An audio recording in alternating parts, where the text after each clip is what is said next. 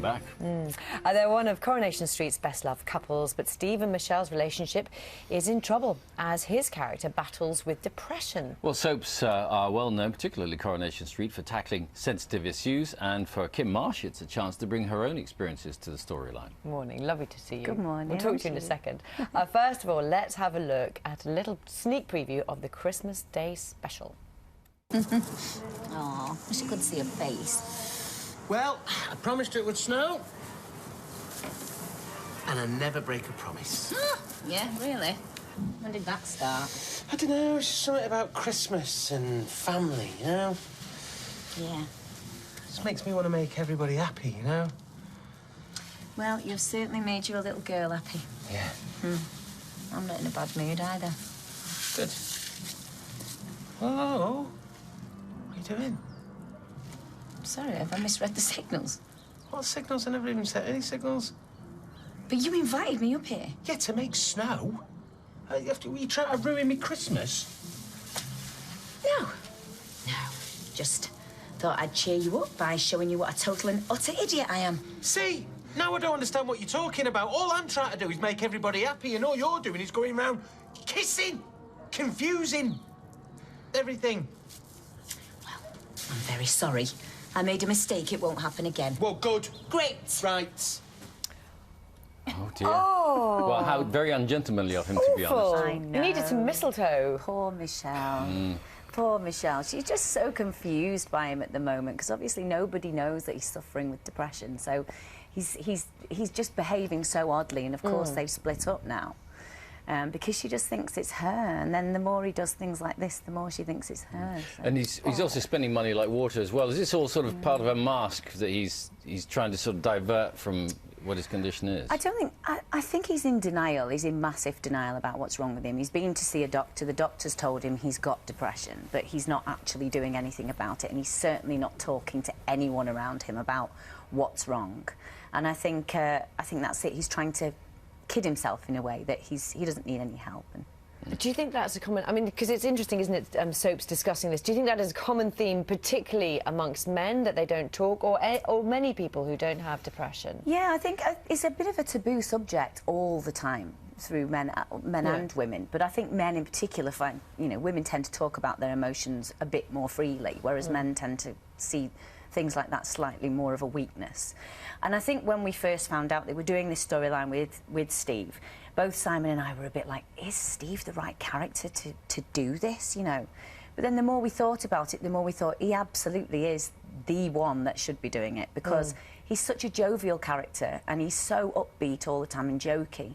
And I think if it's shown people that if somebody like Steve McDonald can have depression, it can happen to anybody at any time. Yeah. Well, you've been very open about it, the bout that you had with depression as well a few years ago. How did you come through it? And there must be sort of some kind of echoes for you emotionally when you're filming these scenes. Yeah, I've suffered a couple of times, you know. It's something... Depression, I think, is something that kind of remains with you. You do get better, obviously, but there are times, and I was talking to somebody else about this, and, you know, you do end up revisiting it throughout. Well, I certainly have.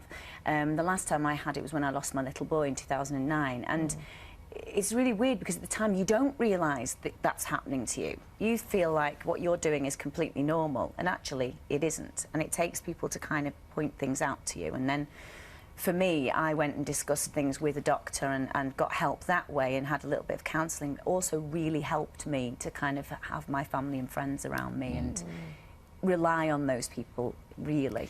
I mean, it's interesting because also Christmas can be a tougher time of year sometimes for people. So there may be people out there, you know, we've been talking about Christmas pretty much all for the last 2 days here on Breakfast. And what is your advice to people who are feeling low? What should they be doing? Well, you know, if there is anybody out there who is feeling like that, you know, the best thing to do is to talk, particularly in the first place, to reach out to those around you. I think we've seen that with Steve. He's pushed everyone away, and actually what he should be doing is bringing those people closer, because it is a dark place to be, especially if you're on your own. So I think definitely speak to people that you love, talk to people that you trust, and more importantly, visit a doctor.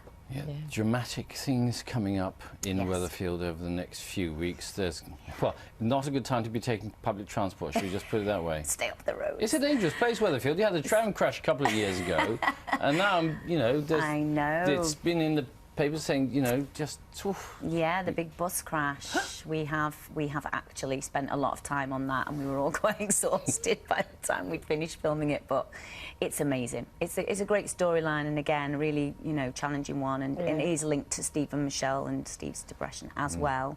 So there's more to come from that. But yeah, it's very dramatic. I actually stayed behind to watch the stunt, and it was brilliant.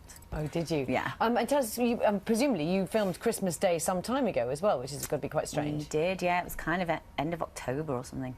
So it feels like we've already done it. And you've been on, I mean, obviously, you know, we remember you from Hearsay and, of course, your solo singing career, but you've actually been on chorus. Is this your 9th year now? It'll be 9 years in June, yeah, that I've been there. It's gone so quickly. I've had such a fantastic time, though. Really fantastic time. I love playing Michelle. It's just... How's the move been? Because we are literally just behind us, aren't we? Yeah. It's a year old in January, so I've been there a year. But it's great. I mean, it's purpose-built for us, and it's, you know, it's fantastic. The set is just so much bigger and better. And how much singing are you doing these days? Just a little bit. I dip in and out, do a lot of charity events and things like that, so I tend to sing quite a bit then. But my daughter's taken over the baton, actually. She's 17 now, and she's a fantastic singer. Oh, so. you should do... Can you do a double act? Could do. Might look a bit tragic. Would you ever go back to it? No. I'm not sure about that. Maybe. Never say never with these things. Well, lovely to see you. Thanks very much for coming to speak to us this morning. Thank you. Lovely to see you again, too. You can see Coronation Street on Christmas Day at 8 p.m. on ITV. And there's lots of choreo all over the festive season, isn't there? There is indeed. Keep tuned. We're back tomorrow from 6 o'clock. When we will be joined by the winner of MasterChef The Professionals. That is going to be on BBC Two tonight at 8 o'clock. Till then, if you're out shopping for your groceries, Good luck. watch out for Steph. Yes. And good luck. All right, bye-bye. Have a good day.